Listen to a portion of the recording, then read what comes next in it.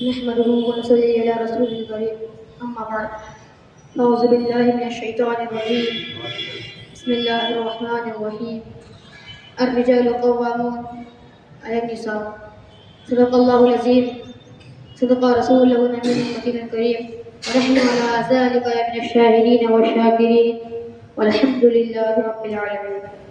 معزز سامعین کرام، حاضرین بدر جمالی، السلام علیکم ورحمۃ اللہ تعالیٰ وبرکاتہ. وعلیکم السلام ورحمۃ اللہ تعالیٰ وبرکاتہ. آئیے پڑھی گئی آیت مقدس سے قبل آقا نامدار مدینے کے تاجدار ہم غریب غمگسار بے قسم کے کس بے بطن کے پس یاسین توحا مزمل و مدثر کے بارگاہ بے کس بنا میں درودوں کی ڈالی محبت کی تھالی میں پیش کرتے پڑھی بابا زندان الصلاۃ والسلام علیکہ یا رسول اللہ، الصلاۃ والسلام علیکہ یا حبیب اللہ، صلی اللہ تعالی علیہ وسلم. میرے پیارے آقا کریم رؤوف و رحیم صلی اللہ تعالی علیہ وسلم کے پیارے دیوار، آج میرا موضوع اسلام اور عورت ہے. میں نے جو آیتوں سے پڑھی ہے اس کا سیدھا طرح ترجمہ یہ ہے کہ اللہ تبارک و تعالیٰ نے ارشاد فرمایا ہم نے مردوں کو عورتوں پر طاقت دی. میرے پیارے آقا کریم رؤوف الرحیم صلی اللہ تعالی علیہ وسلم کے پیارے دیوار، آج میں اس آیت مقدسہ سے کچھ باتیں چاہتا ہوں. آج کل عورتوں کے فیشن کی وجہ سے آج کل لوگوں کے اوپر عورتوں کا دباؤ کی وجہ سے شوہر کو بیوی ستاتی نظر آتی ہے، بھائی کو بہن ستاتا نظر آتا ہے، ماں کو بیٹوں ستاتی نظر آتی ہے.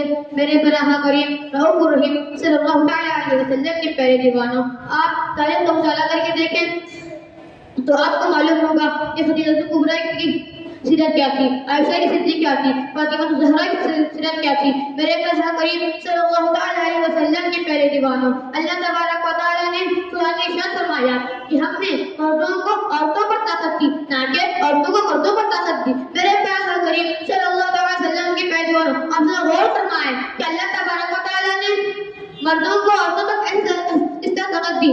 آپ ماضی کی ہسٹری اٹھا کے دیکھیں تو آپ کو پتہ چلے گا پہلے کے زمانے کی عورتیں اور اس زمانے کی عورتوں میں کیا فرق ہے. میرے پیارے کریم صلی اللہ تعالی علیہ وسلم کے پیارے دیوانوں، پہلے کے زمانے کی عورتیں اپنے شوہر سے ڈرتی تھی، اور اس زمانے کی عورتیں اپنے شوہر کو گالی بکتی ہے، اپنے شوہر کو ستاتی ہے، اپنے شوہر کے فرمان ٹالتی ہے.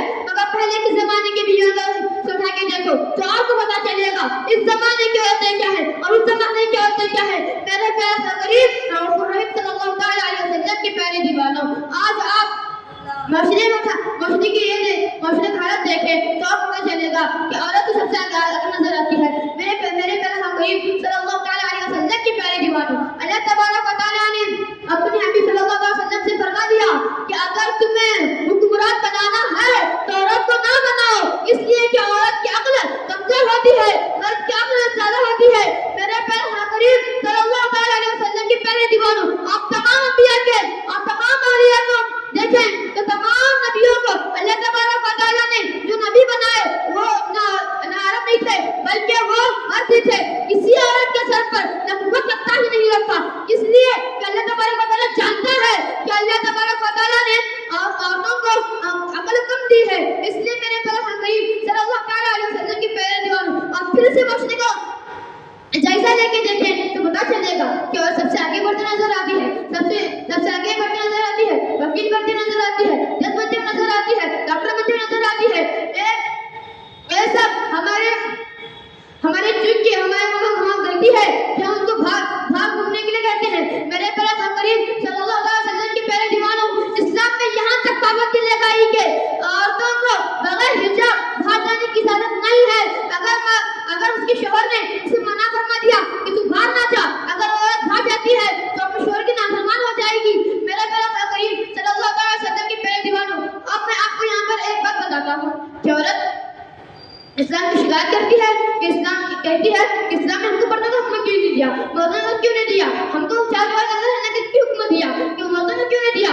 اے میرے فاطمہ الزہرا کے کنیزوں، سنو اگر مردوں کو اگر حکم دیتا کہ تم چار دیواروں کے اندر رہو یا تم حجاب کے اندر رہو تو کماتا کون، تمہیں کھلاتا کون،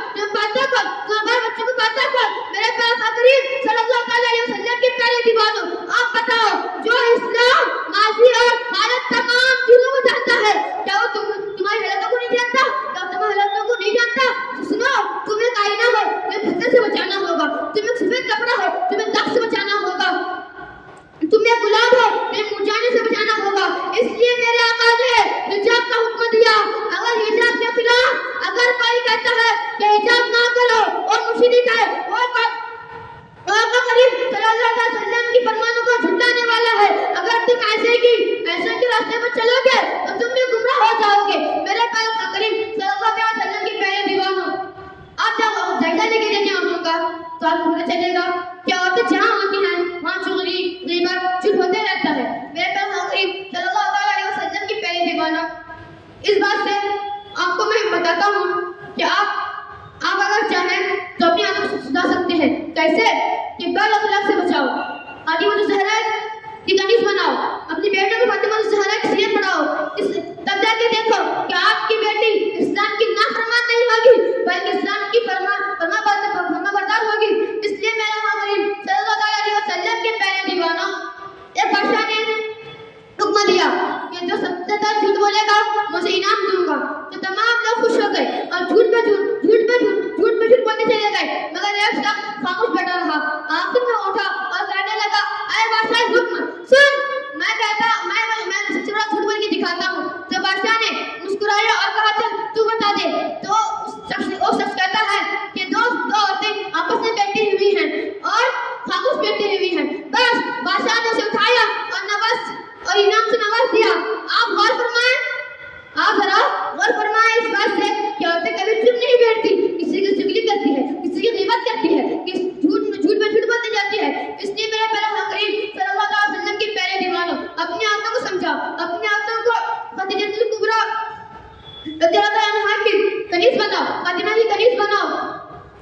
اگر آپ چاہتے ہو کہ آپ کے نسل نیک بنے، کہ آپ کی بیٹے نیک بنے، آپ کی بیٹیاں نیک بنے، تو آپ کو چاہیے فاطمہ الزہرا کی اپنی بیوی اپنی بیٹیوں کو فاطمہ الزہرا کی کنیز بنائے۔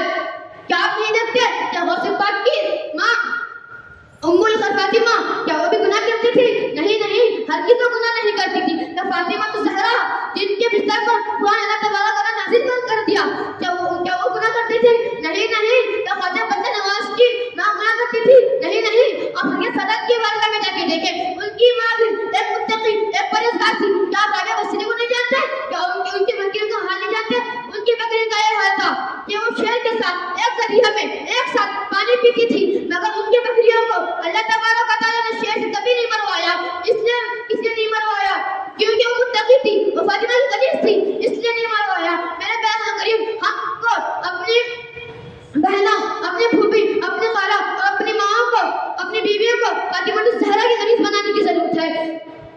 اللہ کے بارگاہ میں دعا ہے مجھے اس باتوں پر عمل کرنے اور تمام حضرات کو اس پر عمل کرنے کی توفیق عطا فرمائے۔ ہمارے نبی البلاغ۔ السلام علیکم ورحمۃ اللہ وبرکاتہ۔